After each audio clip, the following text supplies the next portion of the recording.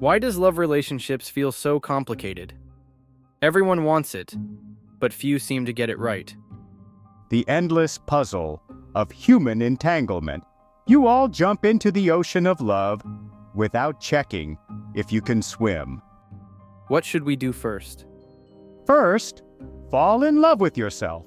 Build a home inside your own heart before you invite someone in. Otherwise, you'll expect them to build it for you, and that, my dear, never ends well. So that's why so many relationships turn messy. Precisely. Two people who haven't made peace with their own shadows can't light up the room together.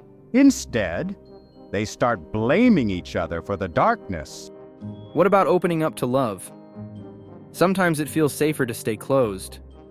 Closed hearts don't grow gardens. They collect dust. Love asks for vulnerability, not guarantees.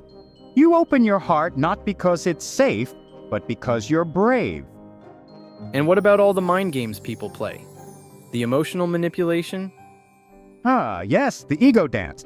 It's what happens when people use relationships to fix themselves. But no one else can complete you. That whole my other half thing? Cute and entirely fictional.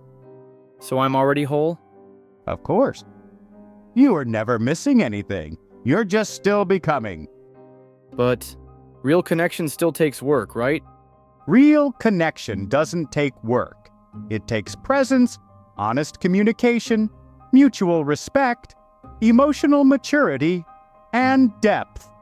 That's the real love language, not heart emojis and weekend getaways. What if I don't want the usual relationship setup? Like marriage, kids, living together? Then don't.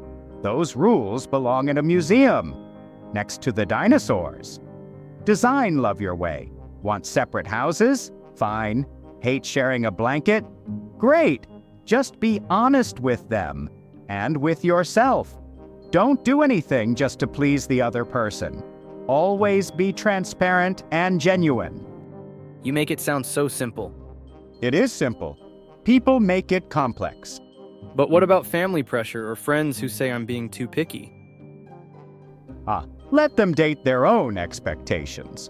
You find someone who makes your soul stretch and your laughter louder. Not someone who just looks good on paper. And between us, funny thing about humans, those who fumbled most at love often give the most advice about it.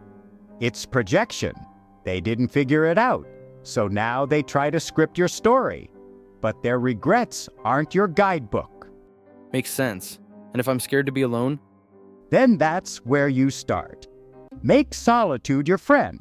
Otherwise, love will feel like a rescue mission, not a celebration.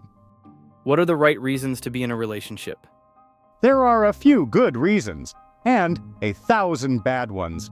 Here's what the right ones sound like. Because they inspire you. Because you admire them. Because with them, you become a better version of yourself. Because they bring peace and safety and remind you you're not alone in the world. Not because your aunt keeps asking when you'll settle down.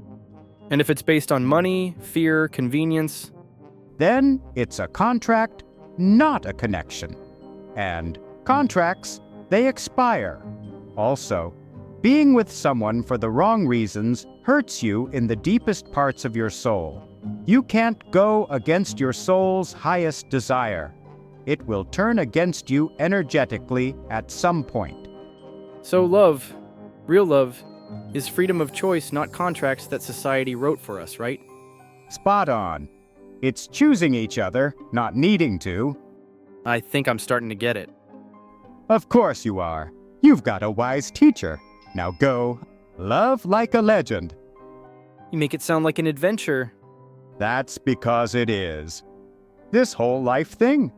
One big, wild, unpredictable adventure.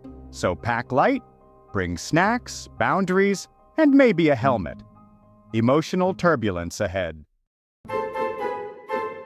Until the next breath of insight, May you walk gently in your own mind.